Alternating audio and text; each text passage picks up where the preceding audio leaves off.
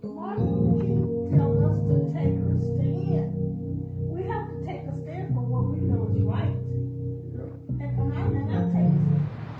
All right. Hey everyone, how y'all doing? Well, this is part two of depression, the part two version. To give you a brief overview, for part one, I was discussing first the difference between sadness and depression. Sadness was what I call is a normal feeling. Depression is more different, and the feeling of what depression brings is more of a numbness to anything. Different. Uh, doing that video, I was discussing about just a similar reason for me to just when I had really felt it at its most, and I pretty much discussed not as far as details about it, but I did address about how I felt and how it makes you feel. This uh, part two part two is more addressing, um, how can I put it? It's more addressing different reasons for it to actually be caused. And for me the most drastic thing was just going through a divorce, and just having that huge fear of not seeing my son daily. I mean, for any father, any parent, or any individuals that are going through a divorce, that's scary for any individual. Two individuals, investing their best and came to a certain point where it's not where it needs to be, and then decide to leave. I mean, one person can feel that way, the other person can feel a certain way, and but mentally that could really drain you. For some individuals out there, you may experience that. For others, it could be as far as death. For rather if it was somebody that you're super close with that died at you know while you was young, or died while you was in your teens, or as you are in your earlier, your 20s, or you know any age any age that you are that you experience that moment, that could bring a cause of depression.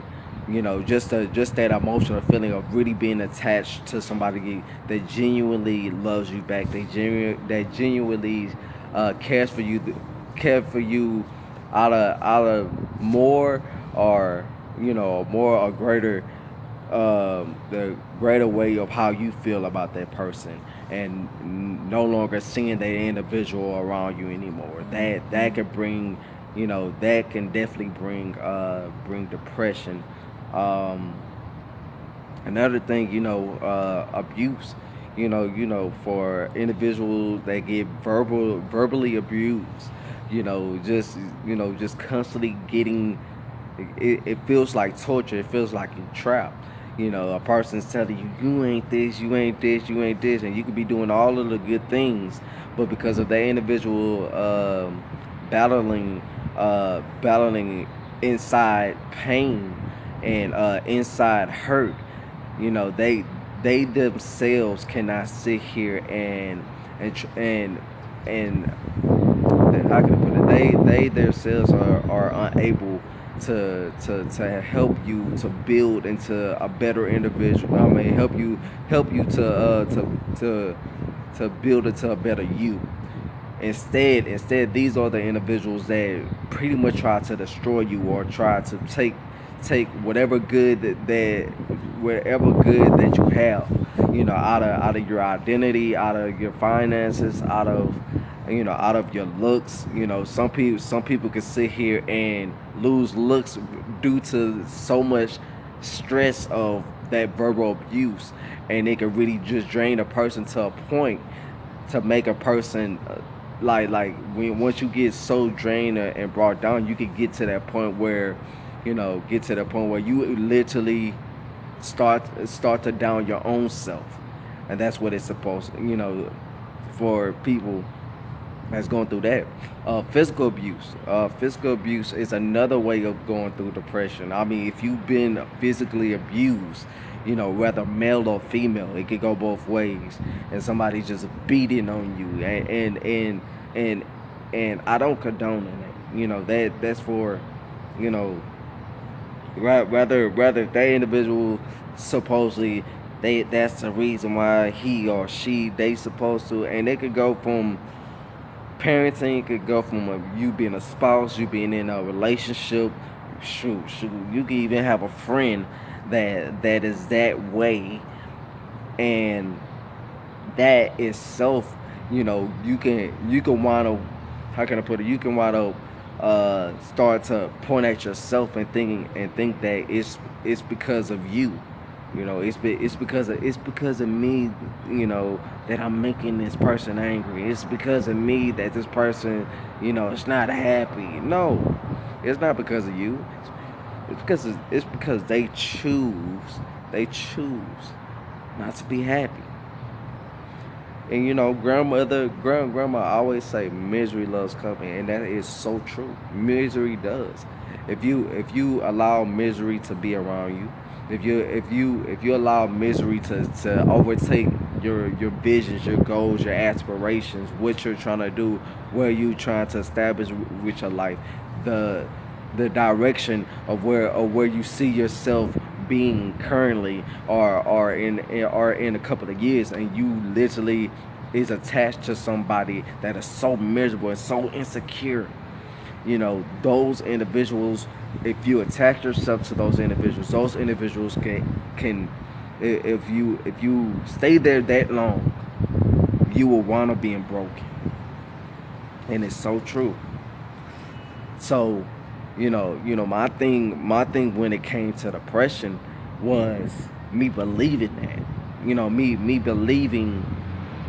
believing all this pain, all of this. I can do all it. I could be at my very, I can be at my very best, but it's not enough. Who says that?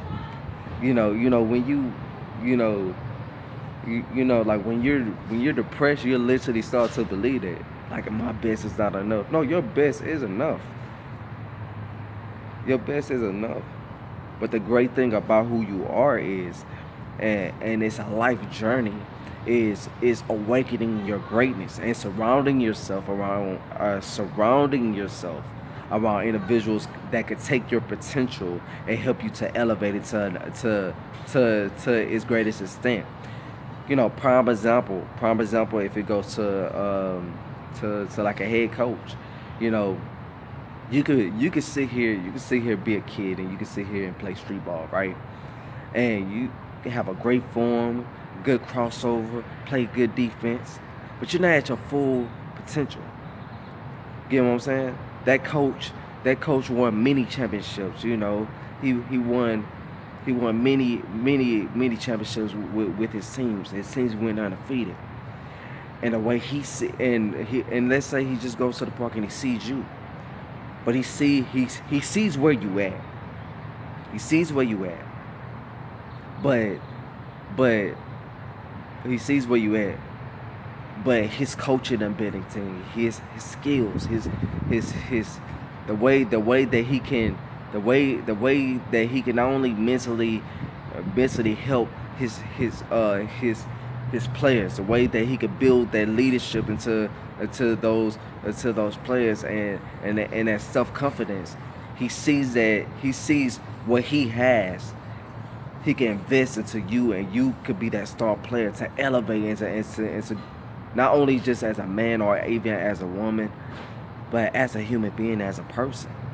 I use that as a analogy, because that's the way how that's the way God is. God literally, he sees all of our potential. God sees everybody's potential. He sees what we're doing now. He sees our passions. He sees what we love. He sees all of those things. But the thing about it is that oftentimes just doing life, we could come across, we could come across, or things could come in our pathway to try to hinder us, or try to drain us from really seeing the vision, and for us fully, for us fully pursuing that that that full great potential that God sees us to actually pursue, while we're yet here on this earth. So so for every individual that is going through depression, these are, as a matter of fact, I can definitely give you three strong things that that that will definitely help you to not only improve in being a better you, but really having that desire to unlock your greatness. All right, for one, is talking to somebody, but talk to somebody that's already there. Talk to somebody that not only that's already there, but has a desire to helping other individuals. Talk to people.